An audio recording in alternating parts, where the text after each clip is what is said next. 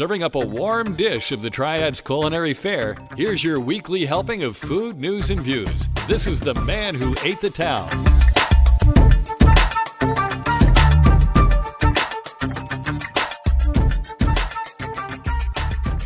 Hey folks, and welcome to episode 120 of the Man Who Ate the Town podcast. This is for the week of July 29th through August 4th, 2019. My name is Tim Beeman. My name is Ray Morgan. And we're opening the recipe box. We are recording That was weak. This episode of the Man Who Ate the Town at the Lab at Industry Hill. It's a repurposed building in North Chestnut Street in the old warehouse district in downtown Winston-Salem. Industry Hill itself hosts a lot of cool things, but the most important, I think, is us here at the Lab. We are amazingly important. We are. In our own minds. That's right. We are legends. Yes. Oh, in there. Oh, yeah. It's an amazing legend too. You should see the gala that I throw for myself every day in my mind. Man, I'm telling you, it's spectacular. Find out more by visiting industryhill.com. First of all, we like to ask that you keep the families of the victims of the Gilroy Garlic Festival shootings in your thoughts. I'm not going to do a moment of silence or anything like that because that's just not what this is, but we ask that you take the time for your own moment. There you go. And actually, if you want, just hit pause. Yeah. Have your moment of silence and then hit play. Yep.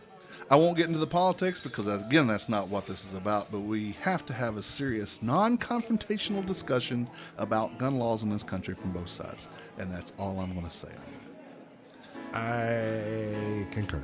Okay.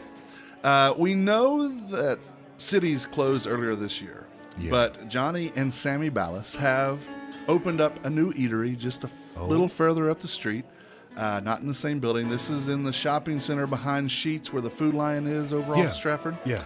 There used to be a Bruegger's Bagels in there, something else in there now. Yeah.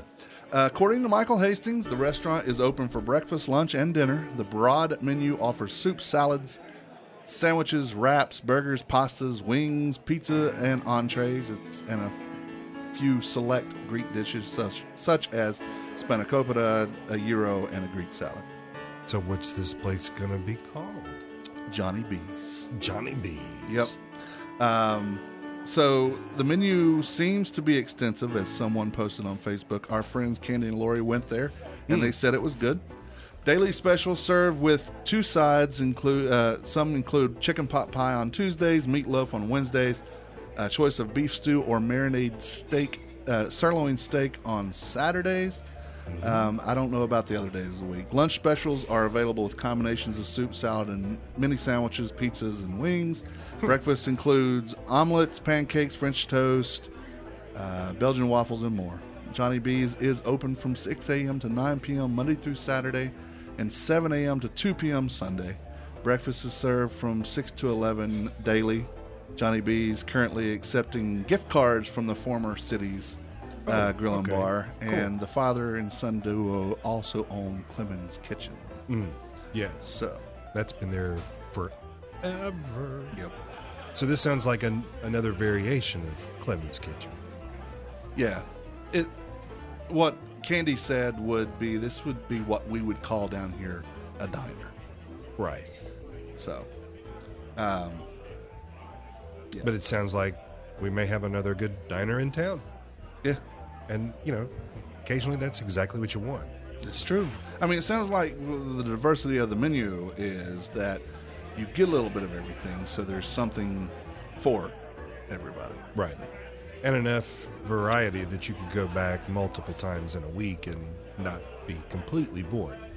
Yeah. Okay. Cool. Well, speaking of Clemens, the K&W cafeteria in Clemens has closed. I heard about that. I didn't think that K&W could close. I figured as long as there were blue hairs in the market, it should be thriving. Well, there's a funny story about that. Recently, in the statement from the company, we have launched online ordering across our footprint. Delivery will launch in the majority of our restaurants in August, and we will continue to grow our catering and food service divisions. We also have recently learned from recent customer research, that's bad phrasing on that. Yeah, they didn't write that to be spoken. And demographic data that the trade area of the Clemens location has significant overlap with 3 other local cafeterias, especially when taking online ordering and delivery into consideration. For these reasons, we expect the closing to have an overall positive impact on the performance of the company and the local Winston-Salem cafeterias. The statement said that Clemens employees were offered the opportunity to work at the other locations, so they weren't just fired. That's good. Dax Allred, K&W's president, said in a statement, "Today's closing is bittersweet. We never want to close a cafeteria, but we know with several other cafeterias in close proximity, our team members and guests of Clemens Cafe will be able to maintain to remain in the K&W family." So Clemens Cafe, was that the one they called it a Clemens Cafe? okay, I guess so, will be able to remain in the K&W family. We look forward to providing our loyal guests with the same K&W experience they know and love at our 3 local cafeterias in Winston. So they're too close, is what they're saying. Yeah, it's just too close. It was not feasible to have them all. I mean, the one in Clemens really wasn't too far from the one on Healy Drive. No, not as the crow flies, but now you're talking about 2 completely different areas, 2 completely different traffic patterns. Right. But as they said from the local surveys that they were doing, that it was okay with the people there. Like, we can go to one of these other places just as easily. I guess the only people it would really impact would be the ones that live right next door. Right. Yeah, those are the ones that just walk across. Yeah. I'm wondering if that poll was receipt driven. Could have been. Maybe they just found that there's a lot more competition in Clemens than they used to have. That's true. I mean, a lot of things are growing up over there. Yeah. So, well, I remember, God, it's probably 20, 25 years ago now, when the Winston-Salem Journal had an article about what was happening in Clemens. Why were we seeing so much growth out there?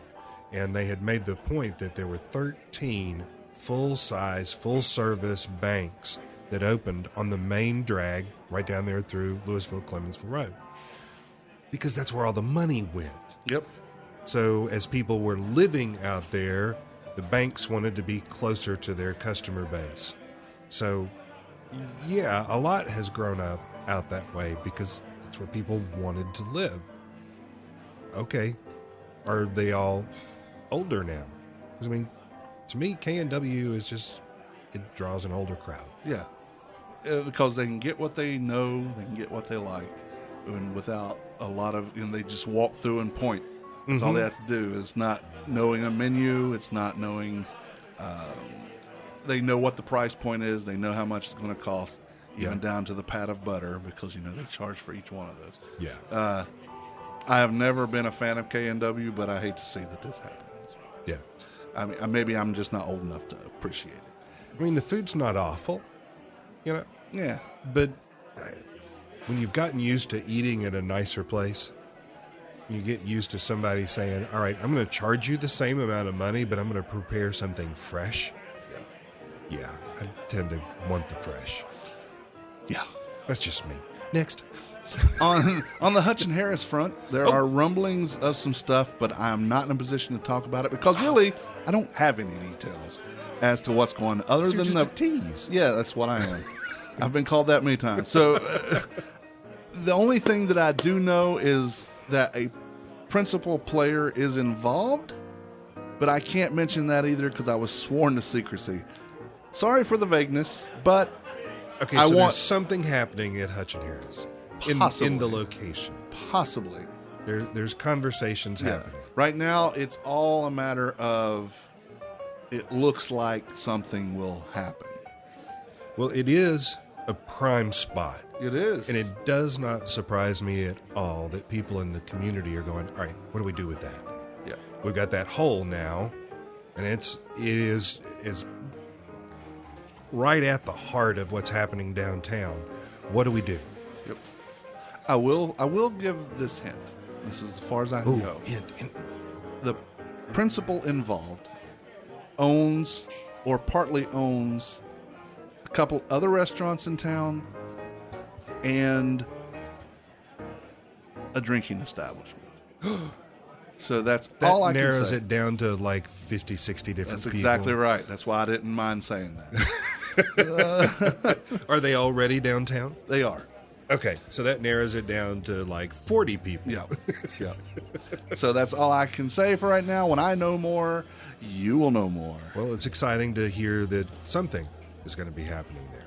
Or at least being talked about. Good. Well, I mean, realistically, we know something is going to happen there. Oh, yeah. Somebody is going to step up and be the one to say, all right, I want it. Yeah. And I know in the Tropical Smoothie Cafe that down there on what was Tropical Smoothie on 4th and Cherry, there was a pop-up, and I forget who it was this weekend because I didn't know about it until it happened. I guess that's the theory of the pop-up. Right. But I'm like, that would make a good location, but I can't remember who it was, and it doesn't matter because it's past now.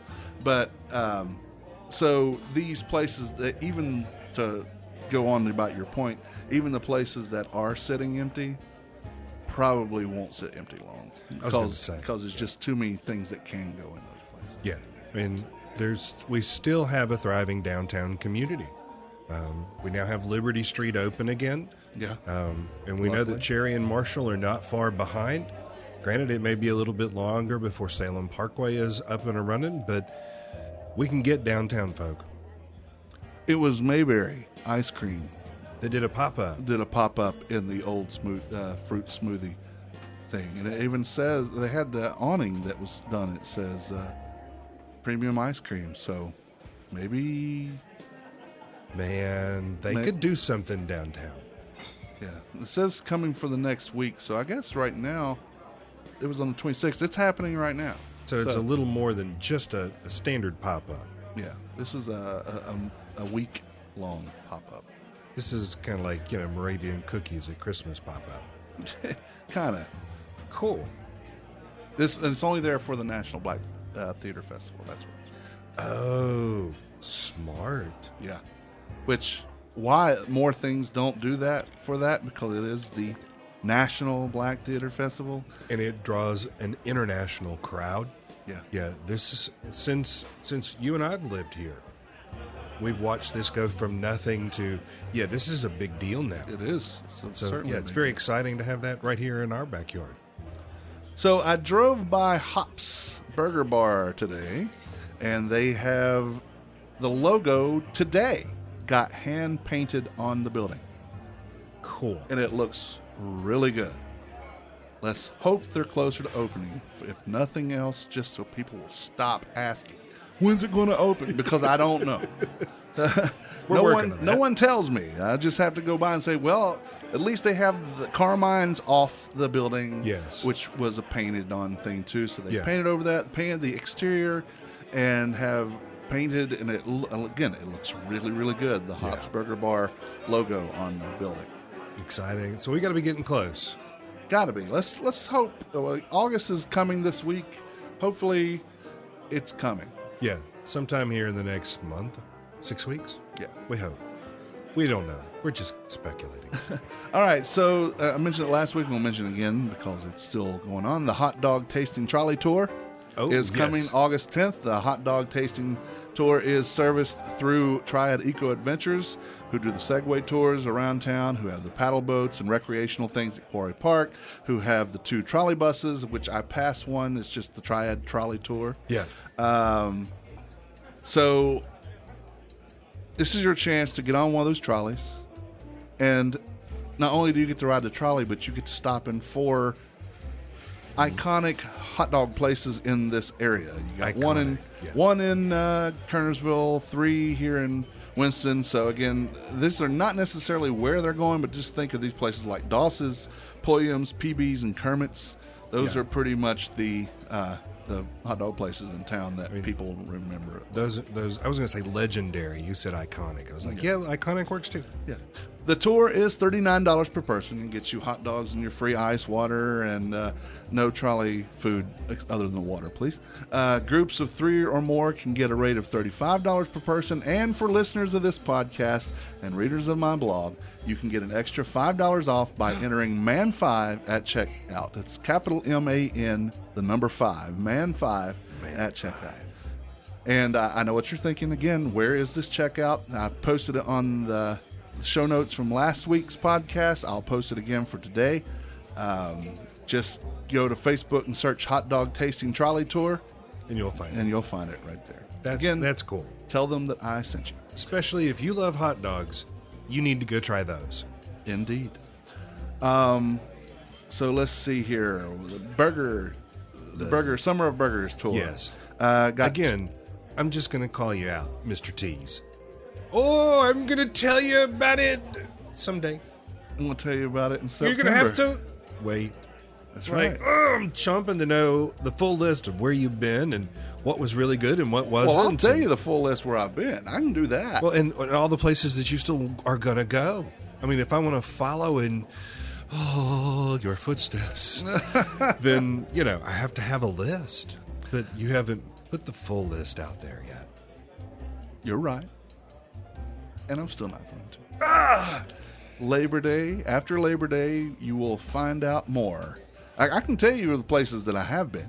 I've been Food Freaks, Macanelli's, Willow's, Campus Gas, Sir Winston, North Point Grill, PB's Takeout, King's Crab Shack, Crafted, Earl's Chin Chin, Allen's Dairy Treats, Boondoggies, Trey Street Diner, Canteen, Mooney's, Bad Daddy's, and Zito's. So are you really going to commit to this thing? Yeah, I'm thinking, I don't know if it's worth it. Just hearing that, nobody's going to be able to come back and go, man, you didn't really give it a fair shot. Yeah, I know. You didn't go to enough places, man. And here's a couple other places that I am looking to go to, whether I get to them all or not. Social Southern Kitchen, out there next to where Pincho's used to be. Oh, yeah. Zesto, of course. Curbing Your Appetite, that's right. which you haven't officially had the Zesto. That will be the last one that I have. Oh, you're going to save the best for last. Well, I'm going to save what I have consistently said was my favorite for last. Yeah. Curbing Your Appetite, which is a food truck. Finnegan's Wake, Small Batch, Burger Supreme, The Catherine, Jeffrey Adams, Athena Taverna, and Hot Dog City. Now, there could be more. I'm still taking recommendations.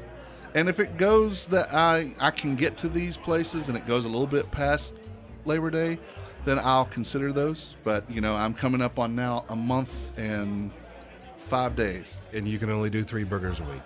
Yeah, well, I've kind of fudged on that a little bit. Well, my dog doesn't know. But there are some that I've only done 2 a week anyway. Okay, so then that evened up. I won't even mention that I had 2 at Bad Daddy's last week. So now, you didn't eat 2 full burgers. I did eat 2 full burgers.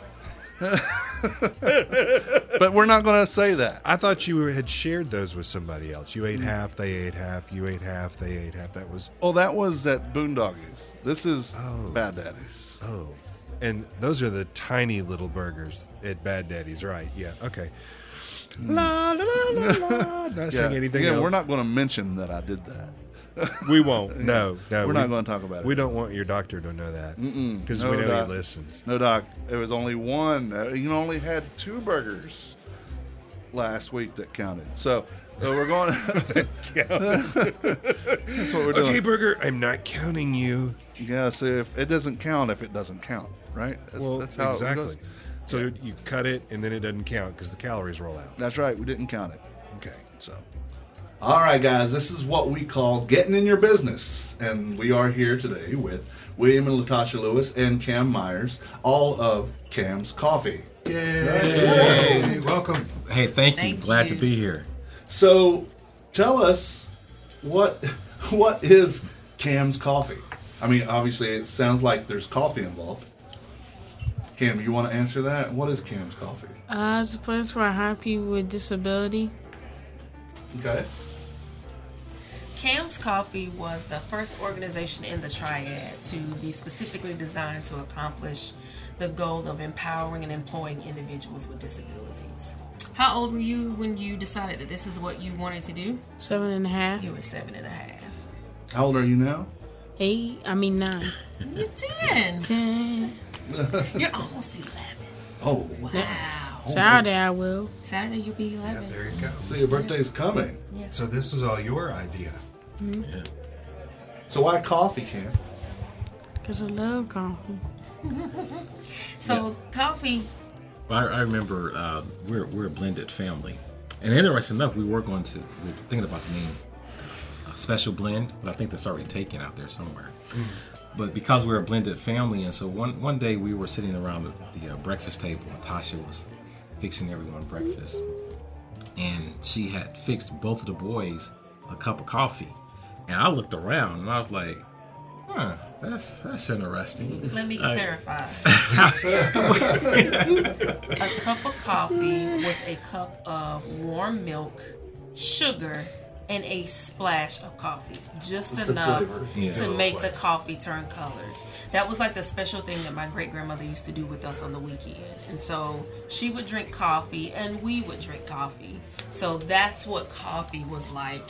But you're just they're getting a splash, you're getting a cup of coffee. Yeah, right, absolutely. right. So it's basically sugar and milk with a hint of coffee.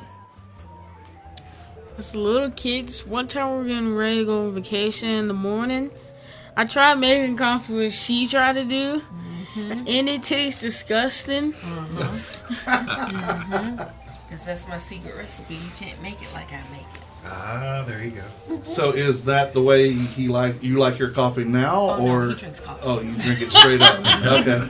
He still adds, cream and sugar, but he definitely drinks coffee. But he also likes it sweet too. Yeah. I don't drink as sweet I used to. Not as sweet as you used to, yeah. Yeah, I think you grow out of that. Really? When? Well, I haven't grown out of that yet. See, I still like mine sweet. if I'm just drinking coffee, and we've had this discussion, I have to have decaf. Yes.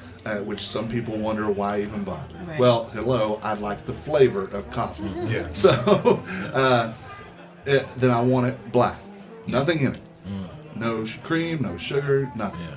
But I've gotten to where I don't like warm drinks at all anyway. I'll drink a hot tea whenever I've got a voice job to do so I can prime my throat and everything for what I do.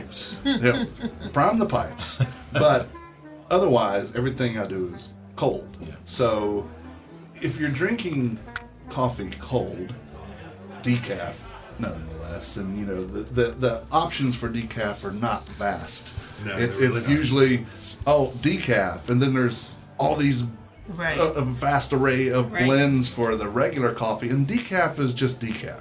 Yeah. It's over here in the corner in its lonely orange container. That's it. Or green. Sometimes it's green. Or green, yeah. Yeah. But it ain't easy being green. But aren't you glad I didn't use the other kind Yes, I of? was very glad. But I like lattes. I like it especially when I can get salted caramel and white chocolate in it. Those things just and we have. is that a thing? It is a thing. For him. Salt, For me, caramel? Salted caramel, yeah. It's a thing. When we make the apple pie bars, the caramel on top is salted caramel. Apple knew pie that. bars. Yeah. We'll find out about that in a minute. I noticed sounds none like- made their way in here. That sounds like something that would be good with coffee. Absolutely. Yeah, It's absolutely. delicious together. Yes, so you get that in a latte. We have a group that meets every Friday morning at Footnote, and whenever I'm in there, I always get that latte I was just talking Yeah. about. And the bad thing is when I drink stuff like that, I'm like, and it's just Ready to get gone some- quick, absolutely. and I'm like, I spent how much for that? Yeah. Yeah. That's how it works. Yeah. That is how it works. But I just can't drink it slow. And plus, I have a sausage biscuit with it, so Yeah. I'm sitting there eating and just drinking that really, really fast. That's it. Excuse me? Yes, sir. The one thing I hate about me eating food is when I feel like 1, 2, or 3 hairs in it and I have to take it out of my mouth. That annoys me so much. I think that annoys all I think of us. that's Yeah. universal. Yeah, Yeah. I think that is. Yeah, I don't. You tapped into something we all I have. think other than birds, I can't think of anyone that would go, you know what I could use? A little hair. Some hair. Yeah. Whenever he raises his hand, I always get nervous. Like, you just never know. We love the Just never conversation. know. Well, that's it. This Just this a this podcast is a little more loose than the other one you were Gotcha. on. So Gotcha. we talk about food, we talk about the community, and we just like to have fun. So gotcha. if he raises his hands, let him say it. Yeah. Yep. It can be edited. Yes. It can be, but Please. chances are it won't. Please. So his idea was a place where folks can earn a living, have some respect and some dignity. Am I following So that right? Cam has a traumatic brain injury, and we, as Will stated, are a blended family. So I came up with the idea of putting a coffee bar in our home to kind of promote togetherness, conversation. So we have a coffee bar area in our house that's tech free. So you have to either have conversation or you have to read. But the whole point was that over something hot, whether it's tea, coffee, you have to come together in meaningful ways. And right around that time, Cam was I'm not asked. invited to your house. Dan. No, we have cold drinks. Yeah, so we have cold drinks. Now we have cold drinks. Okay. But I like that whole, it's just tech free. It's tech free. There's You a gotta sign talk. up. Oh my gosh. Yeah. And who And he is is the the tech tech police sheriff. in our house? What happens if you get caught with technology in the coffee bar? 5 minutes. 5 minutes or what? No phone. Whatever you Oh. get caught with, he takes it for 5 minutes. And trust me, you will get caught. And he will take it. That is for the one 5 job minutes. that he takes absolutely serious. So But you created an environment where people want to be there. They Right. want to be in that part of the house. right. Well, you But, get a but pass. to do it, you've got to be authentic with each other. You have to be authentic with correct. each other or spend some quality time with yourself. There's a couple of restaurants that I've seen that say we do not have Wi-Fi. Talk to each other. That's not a bad idea. Yeah. It's not a bad idea if you take such a gamble when you do things like that, because society is so acclimated to having access and being isolated, and I'm coming to work and be focused versus I'm coming to talk or to get to know someone. And so that's what we were trying to do in our home. And around that same time, Cam was asked to leave a small private school that he was attending because they didn't have resources to support him. And so we found ourselves in desperate need of something for him to do. And my background is education, so we came up with the idea of him working in a girlfriend's hair salon, selling coffee on the weekend to make him work on his eye contact, his conversation, making him work this arm. He has nerve damage in one arm, so the repetition of passing out coffee, it was all just really designed to help Cam.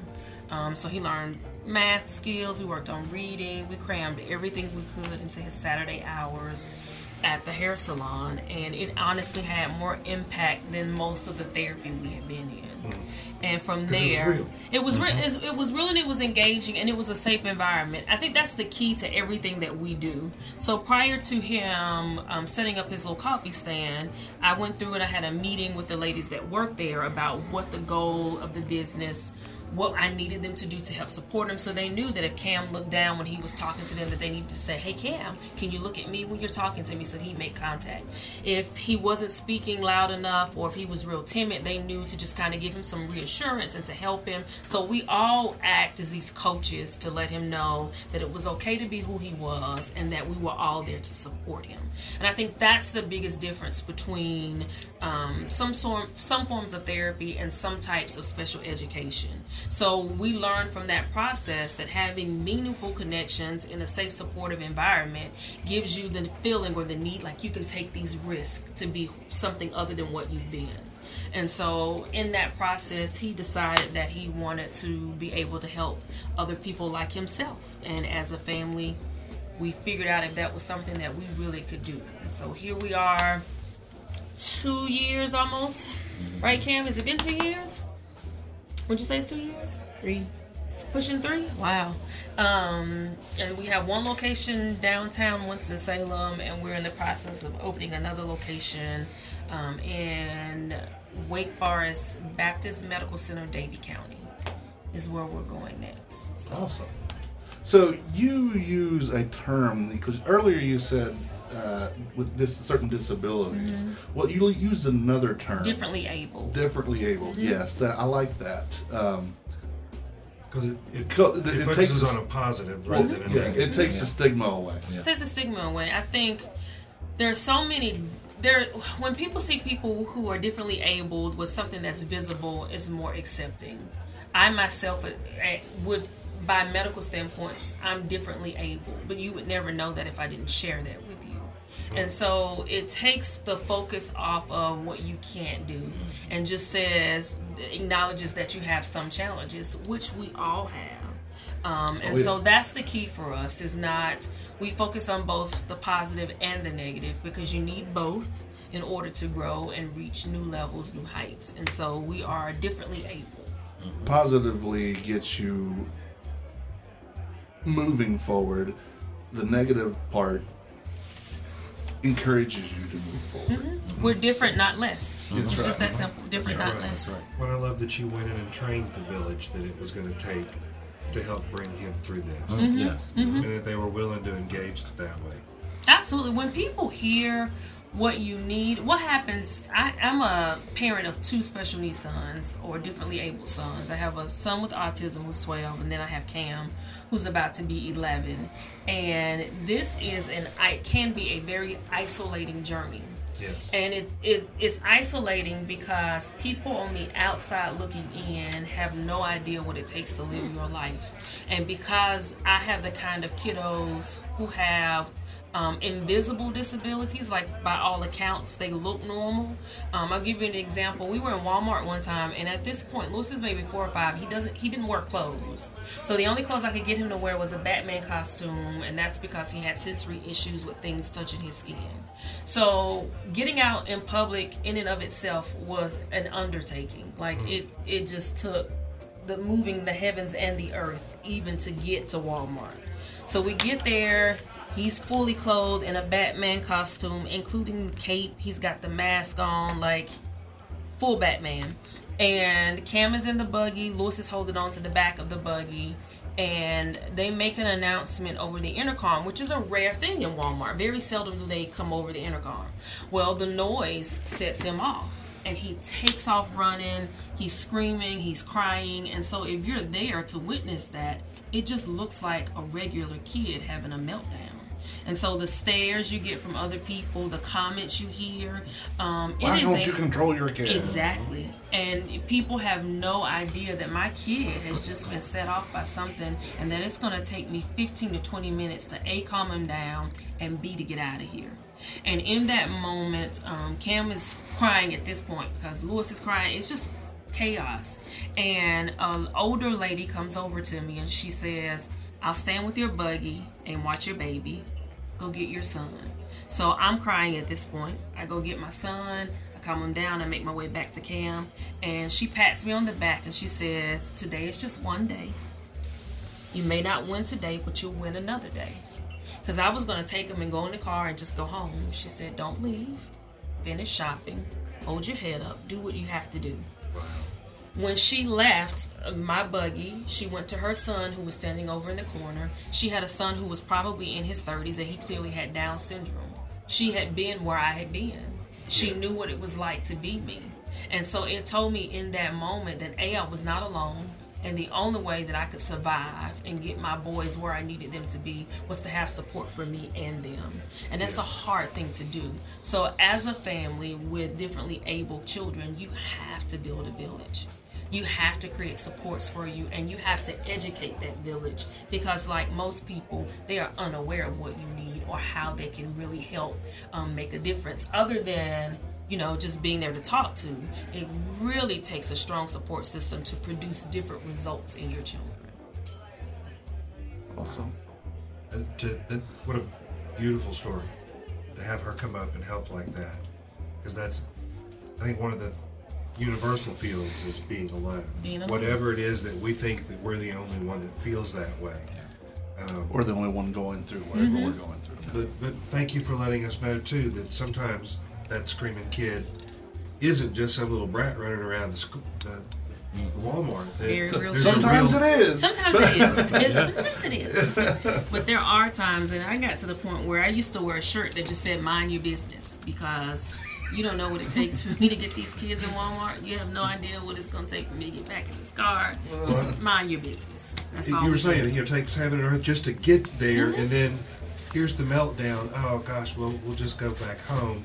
I love that she said, just keep on. Yeah, keep Finish going. your shopping. I cried all the way through the rest of the shopping, but it's one of those things that I have never forgotten the impact of that moment, and I try as often as I can to be that same voice of encouragement and the place of impact and support for other families. And I think that is probably the most valuable part of Cam's Coffee, is when a family comes in looking for answers and solutions and they're truly lost. And what they find in Cam's Coffee is a family, a network, a place where, we've been there, we know how you feel, and we're here for the long haul. So when you talk to any of our employees, the first thing they'll tell you is that we're like family. And that's one of the reasons why we try to remain so small, because of the level of support that we do give. So we try to be aware of what it takes for them to be successful on the job, but there are lots of comorbid issues that impact their ability to even be employable.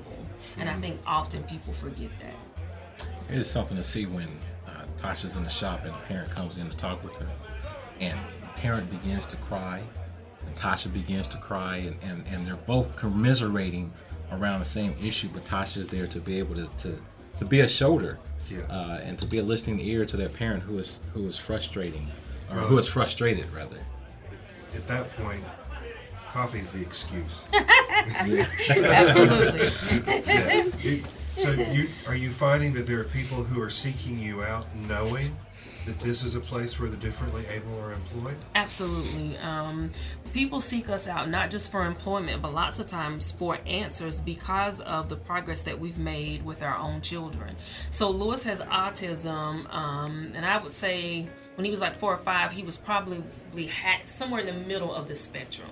Well, today, if you met him, he's like any other 12-year-old kid. Like, you wouldn't necessarily know that he had autism. If you met Cam when we first started this process, he struggled greatly with his speech, reading, his writing, and today he's a very outspoken. He runs the cash register. He does lots of the training in the shop. So I think it's not just the employment parents want to hear and want to know.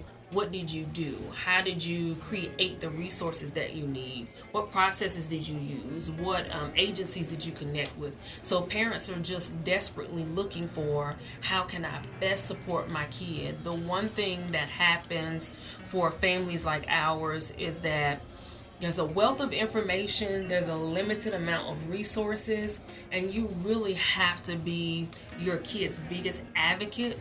My background is education, so I have a slight advantage as far as learning objectives and outcomes, but many parents just don't know how to connect the dots. And unfortunately, there is not always one place in any community that helps a family with that process. So that's what you're doing. That's what we try to be. Taking them by the hand saying, come here. Let me connect you to this person and this resource. Absolutely. This knowledge. Are there any particular,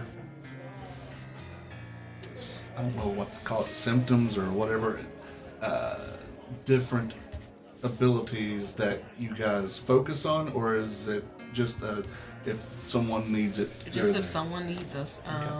Right now we have students as young as 16, and we have adults as old as 34. And all of them have something different. I think we probably have more employees with autism at this point just because that diagnosis itself is becoming more prominent. But we work with students from the school system during the school year, and so we see the gambit of issues or causes, and so we just never know from one semester to the next who we'll be working with. So do you team up with schools, or just people come to? So the school system has a program called OSC or OCS, I can't remember. It's occupational course of study, so it's OCS. And those students have to complete so many hours of on-the-job training in the community in order to graduate from high school. And so they look for places in the community for them to work. And so we're one of the places where they place students. Oh yes, please call us. We're one of the places that take students, yes. You say one of the places. Are there other places? There are lots of places throughout the city that participate in this program. And the way it works is for this semester, you get a high school junior or senior, and you work with them for like the 8 to 10 weeks. And there are lots of places throughout the city that participate. I know Winston-Salem State off the top of my head. I know KW off the top of my head. Now, is this a program for the differently able or for just anybody? It's specifically for children who are differently able. It is part of their course of study. Okay. And so they are required, I can't remember the number of hours, but they're required to complete so many job training hours in order to graduate. The hope is that none of the students that participate in that program will go on to a 2-year or 4-year college. So their junior and senior year, they're trying to give them opportunities to get some job skill training, because most of them will leave high school looking for work or employment. So the goal of the job or this course is to expose them to job opportunities, and in some cases they do end up hired at one of the employers that they spent time with while they were participating in this program. Effectively an apprentice program. Exactly. I'm glad to hear that we've got that. Absolutely. Did I see your hand up? Okay, I got nervous. So, Latasha, what's your background again in education? My background is education. So I have degrees in early childhood education, special education, science education, and elementary education. Okay. That's a lot of education. That is a lot of education. And Will, what's your background? I mean, I know, but tell me. I have a master's degree in social work and a PhD in higher education administration. So where Latasha focuses on a lot of the kind of the micro work and one-on-one with our people that we work with, I look at the system, the big picture, and look at how we can make things work from that perspective. So should I call you Dr. Will? You can, but Will is fine. So do you want to tell about the diversity thing? You can talk about that. That's fine. Absolutely. I think Kim has a question first. Yeah, what you got there, Kim? When I was a little kid, I first met Will. My mom called him Dr. Will. For a sec, I thought he was an actual doctor. A medical doctor. You thought he could save lives. Yeah, that's one of the things I tell people all the time. I am not a medical doctor. So if you have a medical emergency, we need to call 911. Not me. No, absolutely, not me at all. I think one of the things, in terms of the work that we're doing with CAM really speaks to diversity, right? It really speaks to this whole notion of inclusion. Absolutely. And bringing in the people who are on the margins. A lot of times there are people and populations of people who are outside of the margins of society who are not, who do not have the resources and the opportunities to really be a full citizen of society. And so that's what we do at CAMS, is we really want to bring in those populations into the margins, more closely to the center. Absolutely. Yeah. So where is Cam's Coffee located now? The one here in Winston. We are located at 101 North Chestnut. That's right on the corner of Chestnut and First Street, right up from the government center. That's right up from the Victoria government Hall? center. Yeah, we're in Albert Hall. Albert Hall. We're in Albert Hall. Victoria is the one next to it. Right next That's to where us. Ray Mitchell is. Yes. Yes, I got them confused. Yeah. You guys know Ray? Yes. Yeah. We know Ray well. Ray introduced me to you, so he was the one. That's right. Yeah. Exactly right. Absolutely. Yes, I thank him for that all the time. I'm like, hey, thank you for that. That's a great referral. Whenever I'm able to produce that podcast and send it off, and thank you, Ray. As a matter of fact, Ray and I were over there a couple of weeks ago. Sharon Frazier was doing a group of kids through there and asked us to come in and talk to them for a while. So we had a good conversation with her. That was the same day that you spoke to him that morning, and then Ray came in that afternoon. Gotcha. Yep. Actually, it was the Ray show. Yep. It was fun. Ray and Ray. Ray and Ray. So 101 North Chestnut, 101 North which Chestnut. is almost exactly 1,000 away from us. Oddly enough, you can't stay on that road to get to us. Right. You have to go around the world. But But you can get here. But you can. Yeah. It's not hard to find. So I found it. I'm curious. We've talked about all this other side of the business. Is the business successful on the other side? I mean, It's just looking at it growing. strictly as a business, Yeah. how's it doing? It's growing. I think like any other new business, we always need more help. We always need more money. And the difference for us, we're mission driven, so we're a social enterprise. Right. So we take our mission very, very seriously. And there are times that we have to make very tough business decisions based on our mission. So there are lots of ways that we could cut corners and make more money, but we don't, because we stay true to our mission. Right. Which is one of the reasons why we try and get our community to support us as much as possible. Because as a family and as a business, we make such big sacrifices to be able to do what we do. And so it's so important that our community continues to support us. And just to show our everyday heroes, that's what we call our team members, everyday heroes, how critical their success is to our entire community. Because when they succeed, we all succeed. Well said. I'm glad that you avoided the trap that money was the definition of success. Yeah. Absolutely not. Absolutely not. So, other than being 101 North Chestnut, where can they find you guys? Are you on the web? So we started long before we had a brick and mortar. The first jobs that we offered was just packaging and shipping of ground coffee. So we still sell coffee online, and our website is camscoffeeco.com. And so those were the original jobs that we offered. It was just selling through our online store. Well, tell us also real quick about the contracted job, Thursday. Oh, so the very first contract that Cam ever received was with Venture Cafe. We were at the Minority Business Expo, and we were like their official coffee vendor. And at this point, we just launched our website and have our own line of coffees. And we're at that Saturday session, and we meet Karen. She comes over, and I guess the coffee vendor that they had been working with had just quit, and she was like, "We need a coffee vendor." We went in and talked to her the following week, and we have been there ever since. So Venture Cafe was our very first contract, and I think we're maybe 2 years in at this point.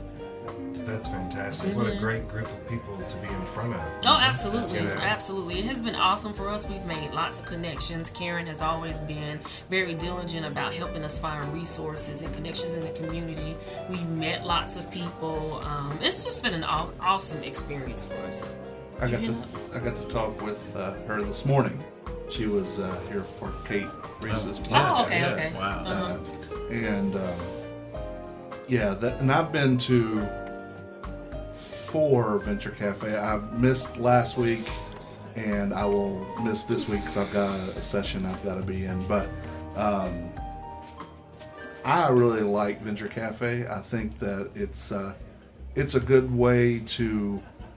I don't even like calling it networking because that's not what it's about. It's Well, it's the relationships that are being built.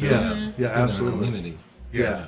And they are definitely forming community through that. Very true. And it's been really exciting to see what it's fueling, that people are starting to feel confident enough, safe enough, that they've got enough other people helping them out that they starting their own ventures. Yeah. So it's really exciting to see that. Thing to know about this Venture Cafe, it's the smallest one of all the Venture Cafes, but it's the second most diverse. Oh, wow. So Wow. yeah, so it's only Miami is more diverse. Well, okay, that wouldn't surprise me. Right. Because it's Miami. Miami, Right. That really is a melting pot there. Yeah. So it seems like you wanted to do a special blend, but you said somebody's got that. Yeah. Does anybody have blended family? I mean, it seems like that. Yeah. Right there's your name. There's your next coffee name. Just call it blended family. Family, yeah. No, I'm not sure. But that we'll most certainly look into it though. I'm looking it up. I'll say if nobody's taking it, take it. Yeah. Run with it. And just like, I love what y'all are sharing. I love where you're coming from. Yeah. That it's not, we're here because we're going to start this business and we're going to try to make this money. It's we're measuring success very differently. The impact that we want to make is more than just serving you coffee. Yeah. Interesting enough, we did not get into this to serve coffee. I mean, we did not intend on getting into the coffee business at all. It was all driven by Cam. Yeah. We thought we'd do it for a couple Yeah. of weekends, and that would be that. That would be it. Yeah. It would have been a great training. It would have been kind of great. food. He dressed up. He put his little cologne on. He looked so cute. He had a good time. He made a couple of dollars. It's over. Is what we thought. It was. Wait, when was this? When you first started. Oh, Yeah. I didn't think that we would be doing Cam's Coffee Company when we first started. Did you? Yeah, me neither. Nobody had that big picture. No, not at all. Yeah. We didn't. He had a Keurig machine when we first started. So we didn't even roast or grind coffee. Yeah. He just had his little machine in the back. He had a little and menu. then we got a Ninja. When you first started, you just made your little K-cups. If Yes. you wanted a latte, we put whipped cream and a little chocolate syrup on top. And that was that. Like, I love that's it. as sophisticated as it got. And then you got your Ninja. Yeah, then your next machine was a Ninja machine.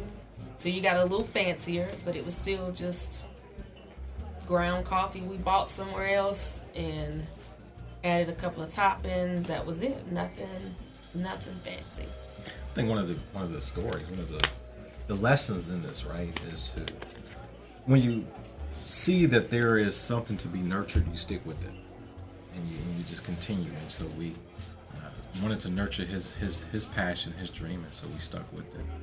Although neither of us had the experience of coffee, we've had to learn. Yeah. A lot of reading, a lot of frustration in terms of building Yeah. the business, a lot of nights and days where we're crying. But when you see one of our employees come in the door, or you see Kim behind a cash register, that's all that matters. Yeah. Is that right there? So it makes everything worth it. All the tears, all the frustration, is to see that we're empowering someone else and helping them to reach their dreams and mission. Absolutely. Awesome. So, real quick, one more time. 101 North Chestnut North Street. Chestnut. Social media is... You can find everything under Cam's Coffee Co. Cam's Coffee We're on Co. Facebook. We're on Twitter. We don't use Twitter a lot, but we're definitely on Facebook and Instagram quite a bit. So between either of those two platforms, you usually can keep up with what we have going on, which is always something. Oh, yeah. Always something. Well, Will, Latasha, and Cam, thank you all for being here with us and talking about and enlightening us on what Cam's Coffee is, what it is you do, and that people should just go have, if nothing else, a good cup of coffee. Good cup of coffee. Absolutely. Well, it's been our pleasure. Thank you, Tim and Ray, Absolutely. for having Our us. pleasure. Absolutely. Thanks again. thanks. All right. Once again, thank you to William and Latasha Lewis and Cam from Cam's Coffee for being here to talk with us about just all of the stuff that they did. It was a very great conversation. Impressive. Really impressive. But now it's time for food holidays in history. So today is the 29th of July. It's National Lasagna Day. Oh, okay. I'm down with that. You know where you can get good lasagna? No, not in this town. Tell me where. Delicios. I should have known the answer to that Should have question. known the answer to that question. I have not had his lasagna. It's that good. It is that good. I made lasagna once where I took you're going to hate it, but I took the center layer of noodle and replaced it with portobello mushroom. Big, thick slices. Well, that Man, sounds that was good. absolutely gross. So It was amazingly good.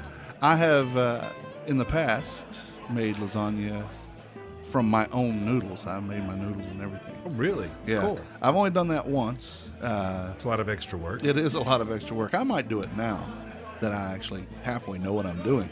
But I have the roller and all that stuff to make it. But I have learned that you can actually put the noodles in there without cooking them. and they'll cook on through. You're going to have all that tomato sauce in there. There's plenty of moisture. Yeah. And by the time you've cooked it, 45 minutes or so in the oven, yeah, you're good. They'll be in a great consistency. I will say though, if you're making the noodles, you want to boil them first. Well, yeah, that's fresh. I'm talking Yeah. about stuff that might The have been box. sitting there for months. the box stuff. The box, yeah. It's also Chicken Wing Day. Oh, where are we going to go? Well, here's what I'm going to do. Yesterday, we went to Publix, because that's where we shop, and I got 20 wings. Oh, so And you're I gonna did do not something eat them at all. home. So, no, they were already done. They were Oh, okay. a variety that they from their hot bar. Okay. Because on Sunday for brunch or lunch or whatever, we don't want to have to cook. So I was like, you know what? I get that. Stephanie can just do a couple of things here, but I don't want her to make me anything, and I certainly don't want. I don't feel like making it myself. So I just got 20 wings. It was $12 for 20 wings. That's good. That is good. It's cheaper than most of the wing places. And then took them home, and I ate maybe 11, 12 of them. So I still have 8 more at home. I'm just going to throw them in probably the toaster oven or something. And, Right. Just give them a little extra warmth to them, a little crisp. Yeah, and go from there. There you go. You've got Wing Day covered. I do. That's amazing. Yeah. I thought National Wing Day was NFL, football. You would Sunday. think. No, that might Or be Super Bowl National Wing. Sunday. This is Chicken Wing Day. Remember how they can just throw something different? We'll yeah. run into that again in a little bit, so just hold on to that. Okay. On the 29th in 1835, the first successful sugar plantation in the Hawaiian Islands was established by Ladden Company of Honolulu when the company leased the land from King Kamehameha Yeah, III easy for you to say. for 50 years at an annual cost of $300. Wow. Yeah, 1835. And they've had it at that rate since. I guess. I don't know. That's Well, no, insane. that was 50 years. So that ended in 19 in some years. And 1885. yeah, that's And it. then- 1885. And then another 50 years. Yeah, I don't know if they After that. renewed it at that. You know. Okay. So Maybe they didn't realize they got screwed. yeah, so it's King Kamehameha Yeah. the third. Oh, him. yeah, him. Yeah, sorry, I wasn't clear the first time. We were just talking about him a couple days ago. Yeah, you remember when the old King Kamehameha said Yeah. something? Yeah, that thing he did, it was so cool. Yeah. With We that all knew thing. about it. Yeah. We just laughed and laughed. Wasn't that Lilo's dad? It might have been. Or was it Stitch's dad? I don't know. I think it was Lilo's dad. Yeah. So in 1977, Buffalo, New York declared this day Chicken Wing Day in honor of the famous Buffalo chicken wings created by Teresa Bellissimo in October of 1964. Buffalo wings were created by her at the Anchor Bar in Buffalo, New York for her son and some friends for a midnight snack. Yep.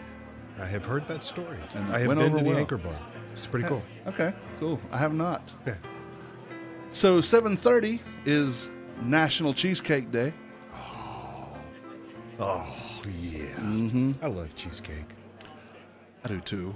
I don't have an oven, so I can't make it. But I did finally, I found my old recipe for cheesecake.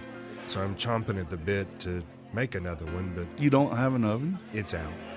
Oh. It's currently out. Like gone out or just not working? It's, well, it needs to be gone out. The thermostat does this really neat thing. You know, you turn it on, you say, let's start at, say, 350, where you might say, put a pan of biscuits in to cook. And 7 minutes later, it not only reached 350, it just kept going. It never stopped. So you now have charcoal. Pretty much, and given the age of said oven, they don't make those parts anymore. So, yeah, we're having to have the countertops cut so an actual range can be put in instead of a stovetop that's separate from the oven, and then we have to reconfigure the cabinets. And it's. You asked me this. You shouldn't have asked me all of this. So the parishioners are making sure you're taken care of, right? Yes, we have been well taken care of, and we're very glad that it will result in us having a usable oven. Very good. I'll make a cheesecake. I hope to try some. A New York appeals court in 2013 upheld a ruling that the New York City Board of Health exceeded its authority when it tried to ban sodas larger than 16 ounces. Yeah, Stay that was out a of little people's bit, business. little bit of an overreach. Now, it was with the right intention, Yeah, but get out of our business. It's tough to legislate what people eat. Yes. It's hard to regulate choice. Mm-hmm. That's the thing. Yeah. 7/31, National Raspberry Cake Day. Oh, I hadn't even really considered raspberry as a cake. I hadn't either, but I like the idea because I like raspberries. And I like cake. Yeah, two great tastes that taste great together. So I guess by having Raspberry Cake Day, they have elevated its awareness. It's true. I am now aware of the raspberry cake. Didn't know that we needed a day, but I'm glad we have one. Indeed. Now, where's my raspberry cake? Right next to your avocado because it's National Avocado Day. Too. Oh, okay. I'm good with that. In 1962, on the 31st, the Little Debbie trademark was registered by McKee Baking Company of their line of snack cakes, first sold in 1960. So it took them 2 years to get the trademark registered. Recognizing that, as you say, oh, I like to eat Little Debbie snack cakes. Mm-hmm. Yeah. Make sure you complete the sentence with the full description, full name. Yes. I didn't, her first name was not Little, it's Debbie. Yeah. And her last name is Snack Cakes. Her middle name is Snack. Last name Cake. So it could be just Debbie Cake. That's Debbie Cake. All right, so 7/31 is National Raspberry Cake Day. 8/1 is National Raspberry Cream Pie Day. Oh, bookend in there. Look at that. Mm-hmm. Do 2 days in a row, elevate the whole raspberry thing. Raspberries have just gone and blown up. I'm telling you, this is some vast raspberry wing conspiracy that's going on here. Yep, it's just getting out of hand. Way out of hand. Way too many raspberries. Where's my cake? Or cream pie. Cream pie. Either one. In 1893, Henry D. Perky and William H. Ford were issued a patent for a machine to produce cereals. Made out of raspberries. That would be funny. Well, I think you can put raspberries with shredded wheat, right? You sure can. Because that was the cereal that they made. Shredded wheat. You know what? I eat shredded wheat all the time. Yeah, that's what you said. I don't get it, but that's okay. Not a fan. You know, it's got to have sugar on it. You like the frosted flake. Oh, the frosted version, yeah. Yeah. And actually, on a completely separate side note, they come up with a cinnamon frosted flakes now. Do they need that? You know what? Now that I've had it, yes. Yeah. So the need was there. You just didn't know it. I didn't know how much I needed cinnamon frosted flakes. But let me tell you, that's some good stuff right there. I love me some cereal. I do. It's one of my weaknesses. So what is your favorite? Is that frosted shredded wheat? My favorite cereal? Oh, wow. Either something chocolate, which that should be a complete shock to you, or Cracklin' Oat Bran. The ones that come in these little circles, the little circle shape, because you can just eat those. Those make it a great, just little snacks, like a little granola snack. It's really good. My favorite cereal, which I've not had, or Grape Nuts. Grape Nuts. Grape Nuts. Oh, how old are much you? Crunch. I'm 53 years old. Wow, you're not old enough to like Grape Nuts. You know where Grape Nuts is awesome? Where? In the trash? Just a little bit of it sprinkled on a peanut butter sandwich. You want to talk about elevating the crunch factor of a peanut butter sandwich. Oh, yes. So why are they called Grape Nuts? What are they actually? It's wheat. It's just little wheat nuggets. Little cracklings. Yeah. Not really cracklings because, that comes from somewhere else. But no, it's just, they resemble a grape seed. A grape seed. So that's why they got that name. But it's just wheat. But it's good. It has a lot of crunch. It holds a lot of crunch. And then they swell up with milk at the end of the bowl and they're mushier. But when you put them on, like as a topping, oh man, there's nothing else that'll give you that much crunch. The look on your face is like, I am not buying it. I cannot even believe we're discussing it. What the heck? My favorite cereal, like again, I've not had in probably 10 years. Fruity Pebbles. Oh yeah. So are you at Cocoa Pebbles? I like fan? Cocoa Pebbles. Yeah. I really do. Okay. I like Cocoa Pebbles. And I like that you can take Fruity Pebbles and like put them on your vanilla ice cream and stuff. Yep, you can do that with Cocoa Pebbles too. It's true. You really can. You can put it in just a glass of milk too, It's true. and you could just eat them. Like put them in your hand and then pop it. And Yeah. just- I used to eat them straight out of the bag. yeah, yeah. In 1932, on the first, the Mars bar, candy bar, was introduced. Ooh, we love some Mars. It's been a long time since I've had a Mars bar. You know, it's also, who else? The M&M's Mars, who owns M&M's? Yes. Zero, I think, is one of theirs, which is one of my favorite candy bars. Wow, it's been forever since I've had a Zero. Yeah. You don't like white chocolate, though. I'm not a fan. Yeah. Never have been. I am a fan. Real chocolate, yes. Yeah. White chocolate is not real chocolate. No, it's not. So It's not. I'll give you that. But now I will say I have had it where I really liked it, that somebody had done something different with it. But generally people put too much of it. It's just too thick. And it's not chocolate. Can't do it. No.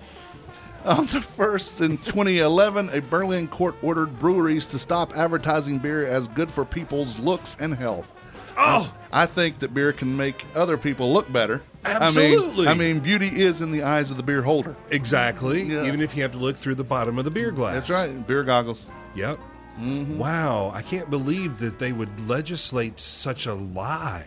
I know. Yeah. Stop telling people the truth. It might not be good for people's looks and health, but it's for other people's Yes. looks and health. Yes. Yeah, absolutely. 2 o'clock in the morning, you're like, hey, that girl looks good. Yeah. Next morning, you're like, what did I just do? Why did I go home with Bruce? Her name was Lola. Hello, Hey, Lola. So on the 2nd of August, it's National Ice Cream Sandwich Day. Ooh. I am a fan of the ice cream sandwich. Me too. All things ice cream. And it's also India Pale Ale Day. And we have always talked about how I am not a fan of the IPA. I understand its place and why it's such a big deal. And it's just, I'm just hopped out. I'm done. Yeah. I don't need it. I want the darker beers. I want stuff with malt flavor more than hop flavor. I went somewhere recently and asked what did they have available, and IPA. I'm like, where's the dark? Oh, I'm sorry, we don't have any. Well, then I'll have a water. Sorry, I'm not spending money on that crap. No, not gonna do it. On the 2nd, in 1904, Michael J. Owens received a patent for a glass shaping machine. What did he do with It was assigned to the Toledo Glass Company. I'm pretty sure it was for bottles. Oh, okay. So you could get like that distinctive Coke bottle shape. Sure. I think that's what that means. In 1921, the Sunbeam trademark was registered, first used for electric flat irons. And while we need to know this, I don't know, in 1980 on the 2nd, the oldest known goldfish in Great Britain, her name was Frederica, died at the age of 40. Wow. You know why we needed? Because somebody needs to remember the life, the legacy. Frederica. She loved with everything she had. She was an amazing goldfish. Just the way she sparkled in the light, the way her sensuous movement through the water mesmerized generations of admirers. And here you're thinking this is not an important, eh? Oh, that we should remember her. My mind is changed. You know, now 39 years later, Yeah. here's to you, Frederica. Here's to you. Yeah. We need a thank you. Thank you. Okay, I feel better now. On the 3rd of August is National Watermelon Day. Okay, I like watermelons. I like watermelon. I think I'm more of a fan of watermelon flavor than I the am actual watermelon. Than the actual watermelon. I like the actual watermelon. We used Too to messy for me. take them up to the. We picnic up in the park. We'd put it in the river and get it nice and cold. Oh, you get a ripe one to start with. That makes big difference. Then you let it get really cold. And then the spitting contest that would always ensue. Oh, that after. was fun. Yeah. Yeah, and I'm the best at that. I won all the competitions, Nice. especially the ones where I was the only one eating it. Look what I can do. Hey, I can Match spit that, y'all. that far. Yeah. Yep, you got to get it down there and get a little extra. Yeah. It's also International Beer Day. Not to be confused with the IPA Day, but It's like World Beer Day. yeah, International Beer Day. So every beer should be consumed except those IPAs. Well, even the IPA should be consumed by someone other than me. Someone else, somewhere else. Yep. And on the 3rd of August in 1492, Oh, Columbus sailed sailed the ocean blue? yes, Is it that day? that's the day he left from Spain on his first voyage to what he thought was the Indies. Yeah, he got that wrong. Only half a world away. And I was just messing. I didn't realize it was the real 1492. when It was. Columbus sailed the ocean blue. It was. That's very cool. On the 4th of August, it's, here you go, National Chocolate Chip Cookie Day. Yes, especially ones made like they do at Yamas, where there's more chip than dough. It's like, it's not even chocolate chip, it's chocolate chunk. Yes. Yes. Yes, exactly. Those are the really good ones. Not to be confused with Chocolate Chip Day, which is May 15th. This is Chocolate Chip Cookie Day. Right. Well, I mean, chocolate chips are really good, and I appreciate them. But they elevate the cookie better than they do just by themselves. I'll give you that. Simple cookie becomes chocolate chunk cookie. Now it's a cookie that you must have repeatedly. So Today. here's the question. I don't know. I don't think I've ever had a chocolate chip cookie without the chocolate chips. So what does the chocolate chip cookie dough taste like without the chocolate chip? Whoa. Mind blown. I had not considered how does the dough taste Yeah, without the chips. Because it's not like a sugar cookie. It's not a peanut butter cookie. It's not an oatmeal raisin cookie. It is what we know is chocolate chip. But Yeah. what does the dough taste like without the chocolate chips? It's not. It's. The- I can't even say it. It's inconceivable. They just call it Cookie Day. Ooh, ooh. I mean, that's not a bad day. Don't get me wrong, but without the chocolate chip, it's just naked. It's cookie. Oh! I gotta stop right there. Gutter alert! Gutter alert! Back up! Back up! Boop, boop. It's Okay, National Mustard Day and Festival. so combine the two, and welcome to the Mustard Festival. Yeah, that just cuts the mustard. Oh, It's also Mead Day. oh. And now, mead, perhaps the oldest fermented beverage, is made by combining honey, water, and yeast, and is often, albeit erroneously, referred to as honey wine. Oh, honey wine. Okay. Yeah. So I thought it was like a beer. It, But it's not. it is close to what a honey wine would be, but it's not the same thing. It is actually, I think, between a wine and a beer, but it's made with honey, of course. So, Interesting. I don't know that I've ever actually had mead. I've That's had a shame. beer, but I don't know that I've ever actually had mead. there's a couple of good meaderies in North Carolina. One is Starlight Meadery. They always come to the wine festival, so Be on the lookout. be on the lookout. Yeah, you can get them like City Beverage and stuff like that. Okay. So, I'll have to look for that. on the 4th in 1693, Dom Perignon discovers the process for making champagne. Champagne. Yeah. Come quickly, I am tasting the stars. A Oh. wildly held legend, but it's really only a legend. He didn't really say that. But people say that And it sounds very romantic. it does. It does. And that. it sounds like what you should say when you refer to champagne. It's continental champagne. The first potato flake manufacturing plant opened in Grand Forks, North Dakota in 1958. Wow. Who would have ever thought? Yeah, and whoever cared. Yeah. That's, But we wouldn't have instant mashed potatoes without it. this is true. Or homemade tater tots. Oh, Because you can take, potatoes and chop them up or whatever, and then roll the balls in potato flakes, and then deep fry those, and they turn into tater tot. I did not know that. Mm-hmm. I had not even tried that. I attempted to make homemade salt and vinegar chips yesterday. It turned out to, I say, and the reason what went wrong, what had happened was, my mother gave me a slicer shredder for my KitchenAid, and I used the very thin setting instead of the slightly thicker setting. Yeah. So it ended up just being like German mashed potatoes or German potato salad, really wet and it did not turn out good. So the ones I could salvage, I salvaged. The ones I couldn't, I just mashed all that stuff in together after boiling them in the vinegar and all that, and made like little potato macaroons, really, what they look like. But they were good, but they were really heavy on the vinegar. So I need and I love vinegar, but it was even much for me. So I had to pull back off.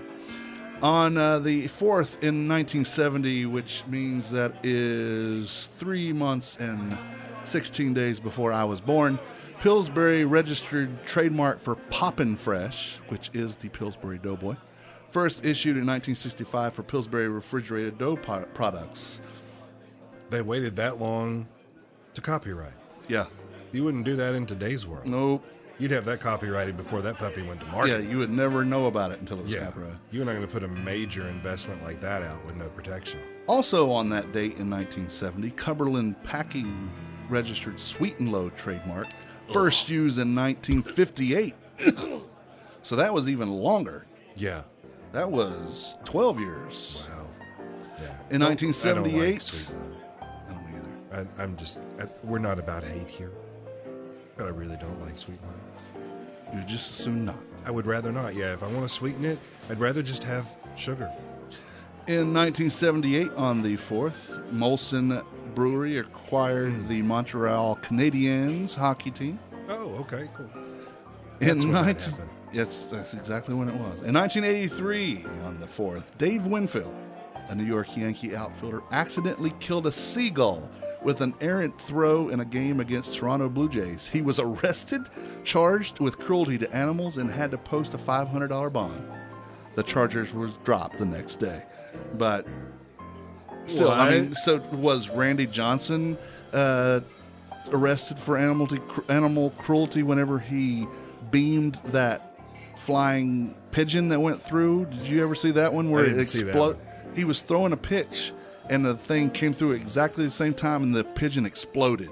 Wow. Because he was, powerful. Yeah. Pitcher. 100-mile-an-hour pitch is good. And I'm talking, this thing exploded. Look up on YouTube when you get a chance, Randy Johnson pigeon or bird or whatever. It'll show up. Oh, yeah. Wow. And it's amazing. And then they charged him with it. They Not this guy, but the other guy. Yeah, Dave Winfield. And that's charged him with cruelty to animals, and he had to post a $500 bond. I'm sure he got that $500. There's no way that he could have aimed and hit that bird. No. I think what he was doing was throwing home, trying to catch a runner, and it just hit. The bird got in the way. Yeah, it hit a seagull, and it's like, well, oh, okay. Yeah. Anyway, that's your food holidays and history for this week. Special thanks to James Ziegler at foodreference.com for making us chuckle, roll our eyes, and doubt humanity in general. The Man Who Went to Town podcast is part of the Less Desirables Podcast Network. Along with this podcast, you can listen to the Less Desirables, Beer Dads, Fan Interference, Department 5B, and coming soon, like today, I hope, Beeswax Vinyl, and more. A proud member of the TLD. Mm-hmm. You can find all these podcasts and our latest episodes on our network website and directory, tldpodnetwork.com. And you should. Go do that now. You can find them and social media and all that other stuff right there, tldpodnetwork.com. So they're already listening to us, so they know amazing caliber and quality of what comes out of the TLD network. Yeah, let's not push it. They need to listen to all of it. Yeah, let's not push that. Oh, come on. Let's push the boundary somewhere. We would like for you to listen.